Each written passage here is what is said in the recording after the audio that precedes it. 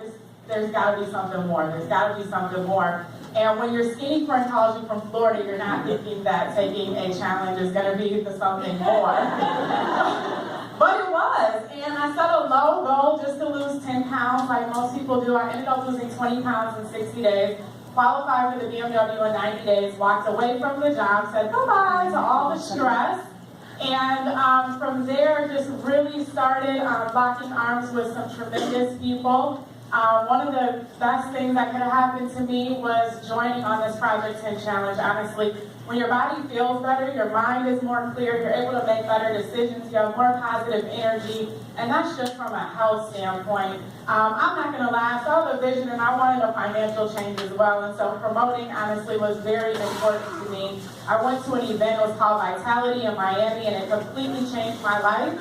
It took the focus off of me and what I wanted and what I needed and what was going wrong with me, and I just saw literally thousands of people. I mean, if you can just imagine this room amplified, and I heard all the stories of people losing weight. I mean, just like what you all saw on the stage, and people's lives being changed. People who had fired their boss was in the audience also on the challenge now.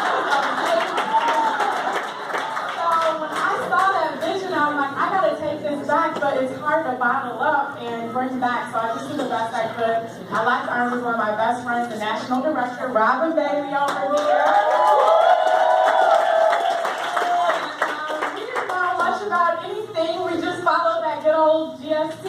And we hosted a lot of challenge parties, we had a lot of fun. I can tell you that when I met Matt and Jonna, I was just like totally I was loving Jonna, her energy. She was so positive and so supportive.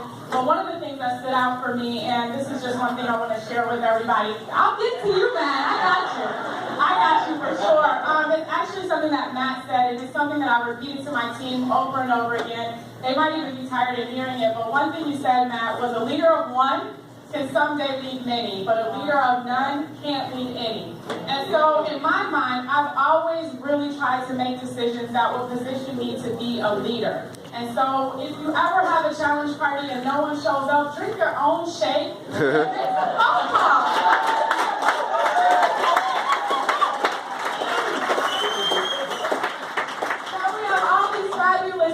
That really just settled with me, and just knowing that you got to do what you got to do. The people who constantly show up, go up. So just keep showing up, never give up, have massive belief. And one of the things that I really had to learn to do to really rank advance was to believe in my team. A lot of times in our professions, we're trained to do everything ourselves, by ourselves, and it's very competitive. But when you're with a team and you have people to lock arms with, you don't have to do everything by yourself. And so what I learned to do is really believe in people, sometimes more than even they believe in themselves. Lock arms, set those goals, really set the vision and believe it before you see it. A lot of times we're waiting, we're like, I'm gonna believe when I get the car, I'm gonna believe when I become whatever. But you're not gonna believe it, you gotta just do it. And you gotta believe as you go until you see it. And so if I could just give those words of wisdom, it sticks with me every day, every challenge party. I hear Matt's words and I will never forget them. I will always say that to my team, my kids, my grandkids. And I just want to say thank you all. Thank the team in the back there.